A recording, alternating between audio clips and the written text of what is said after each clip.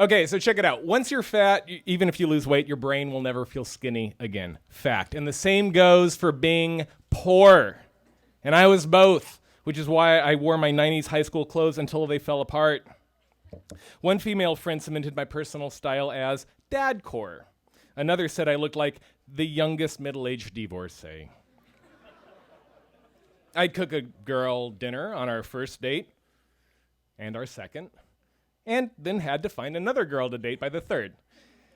But I tell myself it was frugality and not being cheap because the self-denial had a nobility about it. I was a starving artist, a man who eschewed the anchors of material possessions, and there's nothing like a global financial crisis to lend credence to prudence. I'd only ever had one credit card at a time, and I've only ever rarely used it for big purchases to boost my credit score, which is fucking amazing. Thank you for asking.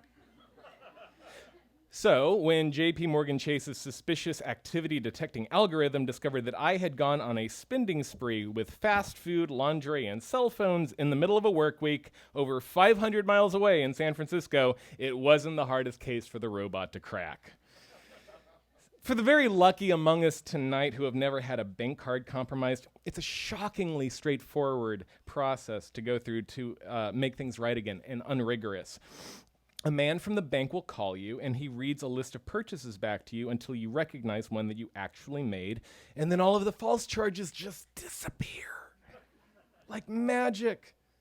The banking industry's attitude comes off as disturbingly blasé, which is probably a very good indicator of how much money they're making off us, that losing a couple thousand here and there is just a drop in the fucking bucket. But that immediate feeling of having my identity stolen felt like coming home and noticing that something was missing.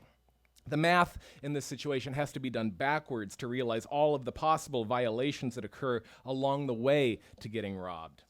You wonder if the criminal knew you, if you left a window open somewhere, if you were somehow culpable through inattention to detail, and what else might be missing that you haven't even noticed yet. And they're trained not to, but you can't help feeling like these nice people from the bank don't entirely believe you when you say you never bought $400 worth of lingerie on a Tuesday in a city 500 miles away. But after that initial violation, I figured that if Chase, their reaction to this whole affair was to act like a polite dinner host whose guest let out like an absent-minded little toot at the table, then there was no reason for me to get any more upset about it than they were. So I just cut up my old card, and I ordered a new one, and I forgot all about it. And then over 3 months went by without consequence before I learned the hard way and in very rapid succession that collection agencies did not have the same politeness or indifference to unpaid debts.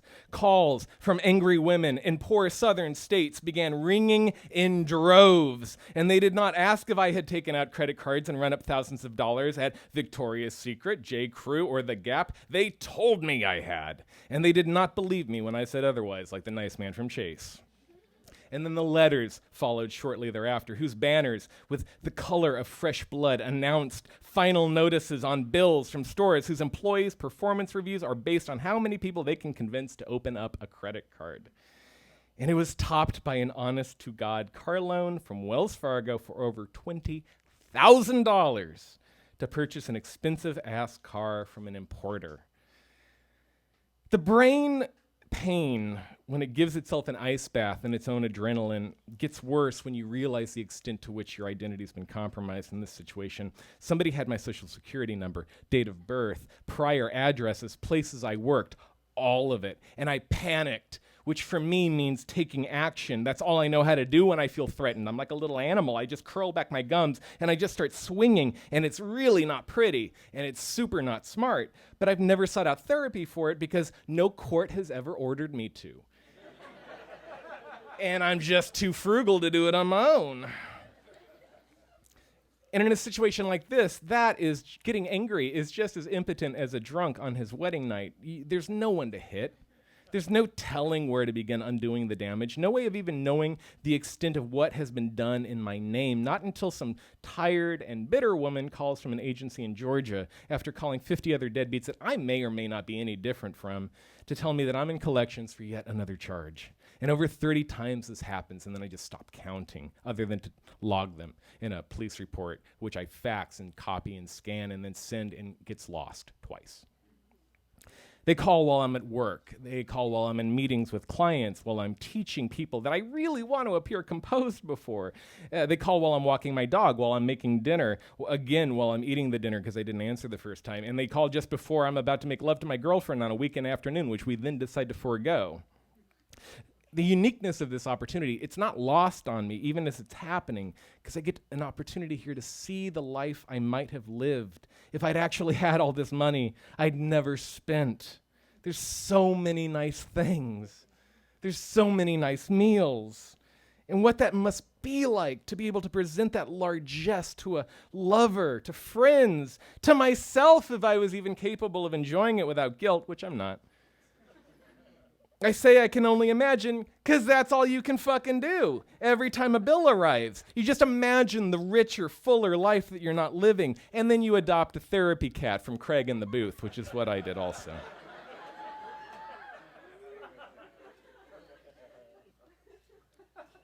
Whoever this person was, whether it was some kid who'd bought my identity off of the Silk Road or a member of an elite hacking ring from China or Russia, there's no denying there's a guy out there who's a lot better at seizing the day than I've ever allowed myself to. Each one of these claims requires hours of printing and faxing documents to prove that I'm just as much of a victim as these loose creditors and not this like leaving Las Vegas cosplayer that I look like on paper. And I asked one of the cops that I spoke with if they were ever going to go after this guy, and one of them actually told me straight up, no, probably not. You know, it's really expensive, actually, to track these guys down, and even if we do, they just get like a year or two tops, so say what you want about Asperger's, but you can count on it for a straight answer. But the breaking point arrives when I realized that my doppelganger hadn't just bought a fancy car with my name, but that all the fucks he gave about where he parked and drove it could dance on the head of a pin. Thousands of dollars in unpaid tolls and tickets. Oh, those don't just generate an angry letter. They get your fucking license suspended. And the DMV has invented a million ways to tell a person to go fuck themselves.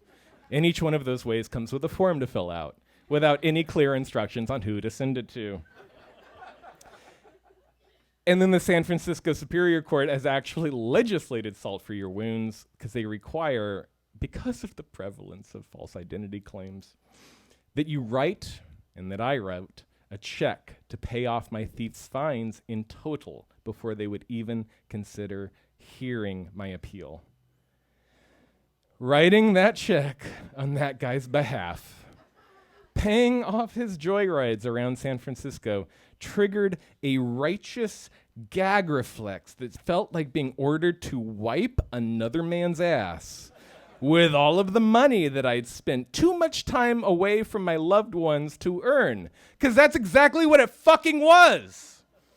In the time it took me to sign my name, I actually finally learned for the first time what revenge meant, gun ownership, capital punishment, society's blind acceptance of mass incarceration, prison rape. I was ready to murder, and I would do the time, and I would smile, and I would write to the shitty parents who'd raised him every day, thanking them for producing a specimen that could elicit no guilt from ripping a human being out of the world.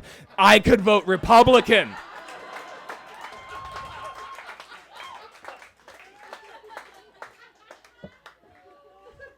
And that's where they come from. When a check I'd been expecting from an employer was cashed by the thief, he didn't even bother to sign my actual name. He just scribbled something that looked more like a dying person's EKG reading on the back, and they cashed it. My girlfriend was in the room when I received a copy of that cashed check, and she's the kind of person who offers helpful solutions and suggestions when comforting distress. And I yelled at her. It was the first and only time I've ever yelled at her, and it was just one word, just don't! And it was more of a plea than anger, but it was ugly, and I knew it. Because you can get away with being the frugal boyfriend when you're with a partner who prefers to spend time at home anyway, but only if you don't suck to be around. So I got in my car and I left to go drink because frugality has somehow never affected my alcoholism. And while I was drinking and recounting my tale of woe to some friends who were genuinely bad with money without any help from criminals, one of them actually pointed out something that seemed a little off to him. He knew all about debt collections. He'd been inundated with bills and past due notifications, final notices, and then finally the phone calls themselves. And he reasoned that if I had first learned about all of this, the mess I was in from one of these unhappy people in those call centers, it could only mean one thing: that my mail was being forwarded. The United States Postal Service is fucking badass. Far more than you suspect in their little carry bags. Once they were able to confirm in record time that a change of address had happened under my name, and then they sent a team of federal investigators to go kick down the door under the address it had been changed to. And it turned out to be the actual living address belonging to the guy who did it all, red-handed.